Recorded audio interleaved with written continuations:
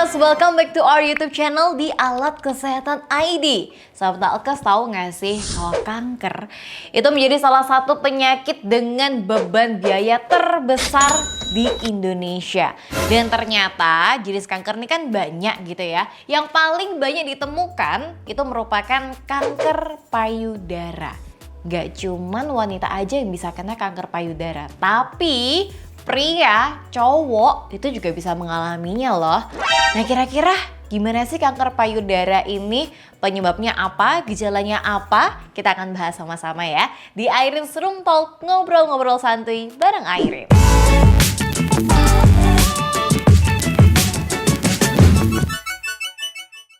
Kanker payudara ini merupakan suatu jenis tumor ganas yang berkembang pada sel-sel payudara. Nah, kanker ini bisa tumbuh kalau terjadi pertumbuhan yang abnormal dari sel-sel pada payudara.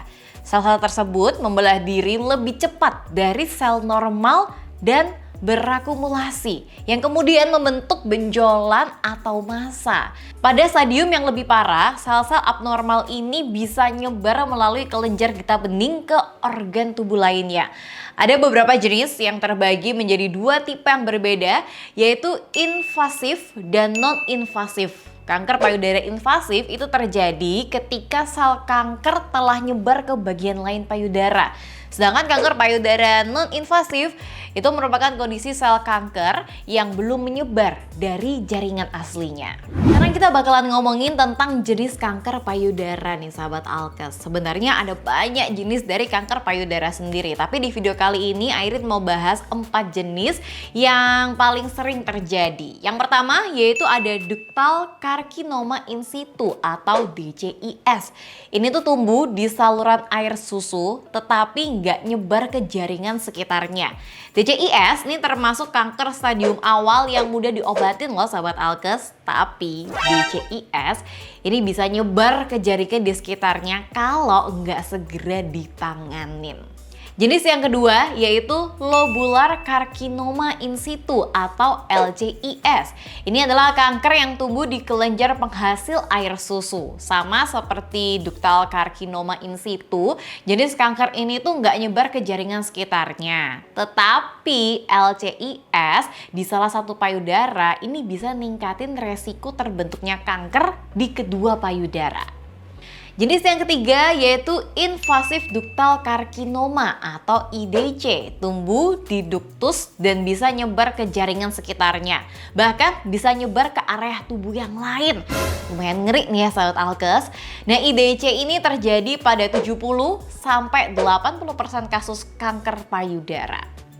Jenis yang keempat yaitu invasif lobular carcinoma atau ILC. Ini adalah kanker yang awalnya tumbuh di kelenjar air susu tapi kemudian menyebar ke jaringan di sekitarnya. Kanker jenis ini juga bisa menyebar melalui darah dan saluran getah bening menuju ke bagian tubuh lain. ILC ini terjadi pada 10% kasus kanker payudara. Oh ya, anyway sahabat Alkes, kanker payudara ini juga sama seperti kanker-kanker yang lain, ada stadium-stadiumnya gitu ya. Nanti Airin bakalan kasih gambarnya supaya sahabat Alkes bisa ya sedikit membayangkan. Nextnya kita bakalan bahas tentang faktor resiko, karena ada beberapa faktor resiko yang diduga menjadi pemicu kondisi kanker payudara ini nih. Yang pertama yaitu jenis kelamin wanita jauh lebih tinggi dibandingkan dengan pria, tapi untuk pria, seperti yang tadi sempat Airin bilang di awal ya, bisa juga ada peluang juga bisa kena kanker payudara.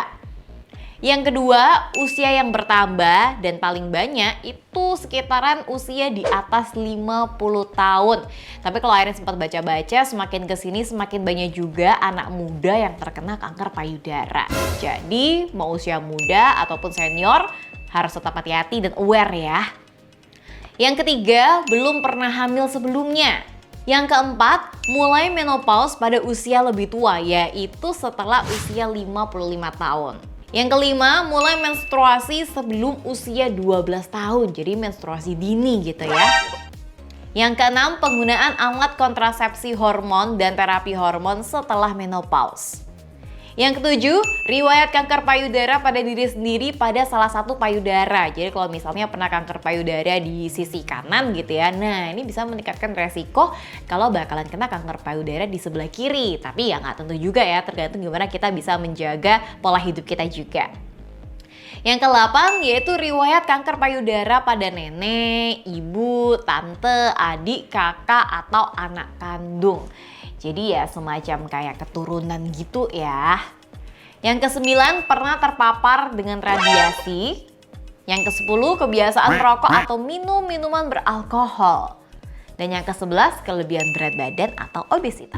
Dan sekarang kita bakalan mau bahas tentang gejala dari kanker payudara ini sebenarnya kayak gimana sih, supaya juga kita sama-sama nih ya Sobat Alkes bisa lebih berhati-hati dan juga menyadari gejala-gejala sejak dini supaya jangan sampai menjadi lebih besar gitu. Pada stadium yang dini, yang awal-awal gitu, penyakit kanker payudara ini tuh gak bisa nunjukin gejala yang tertentu banget yang langsung kelihatan gitu. Nah makanya sangat penting nih buat kita khususnya para wanita gitu ya untuk melakukan sadari atau pemeriksaan payudara sendiri setiap bulan 10 hari setelah masa haid berakhir. Jadi nanti dicoba gitu ya. Nah supaya step-stepnya tahu sadari ini seperti apa, kau bisa googling atau mungkin nanti Airin juga bakalan insert deh gambarnya di sini. So, nanti kamu bisa raba dengan teliti searah jarum jam payudara kamu buat mendeteksi adanya benjolan atau perubahan gak nih sama payudara kamu. Ini berlaku buat wanita ataupun pria ya. Dan gejala kanker payudara yang biasa dialamin sama pengidapnya yaitu adalah yang pertama, benjolan atau pengerasan pada payudara yang berbeda dari jaringan sekitar. Yang kedua, darah keluar dari puting payudara. Yang ketiga, kemerahan atau pembesaran pori-pori kulit payudara yang menyerupai kulit jeruk. Yang keempat, nyeri dan pembekakan pada payudara. Yang kelima, pengelupasan kulit di sekitar puting payudara. Yang keenam, perubahan pada kulit payudara seperti cekungan. Yang ketujuh, perubahan ukuran, bentuk, atau tampilan payudara. Yang kedelapan, puting tertarik masuk, retraksi atau inversi ke dalam. Yang kesembilan, benjolan atau pembengkakan di bawah ketiak. So sahabat Alkes, sebenarnya kita tuh harus peka gitu ya sama badan kita sendiri. Karena Airin itu punya 2 temen, dua-duanya ini adalah cewek gitu ya.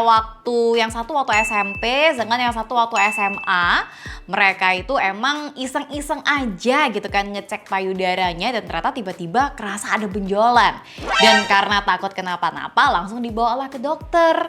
Dan ternyata itu adalah tumor jinak, dan untung langsung segera menyadari gitu loh akan keadaan si tumor jinak ini di payudaranya. Karena kalau andai kata tidak segera disadari, lalu pola hidupnya tidak sehat, makanan yang dikonsumsi juga kurang baik, pola tidurnya juga nggak baik, bisa aja benjolan yang aslinya itu tumor jinak berkembang biak menjadi yang lebih ganas gitu. So penting ya buat kita peka sama badan kita sendiri. Rutin ngelakuin pengecekan di payudara.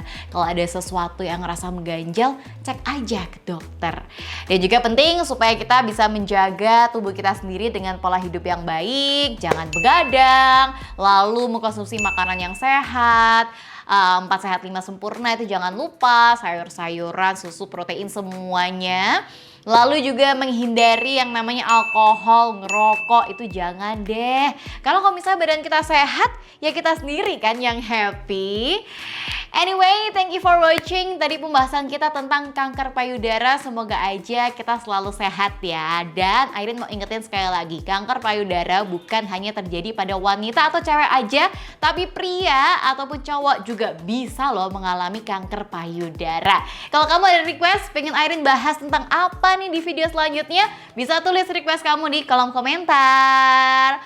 Alright, jangan lupa ya buat like, subscribe, nyalakan lonceng notifikasi, dan juga share video ini ke teman-teman kamu. Plus follow Instagram kami @alatkesehatanid_official. Kita ketemu di video selanjutnya ya Sobat Alkes, di Airin's Room Talk, ngobrol-ngobrol santuy bareng Airin.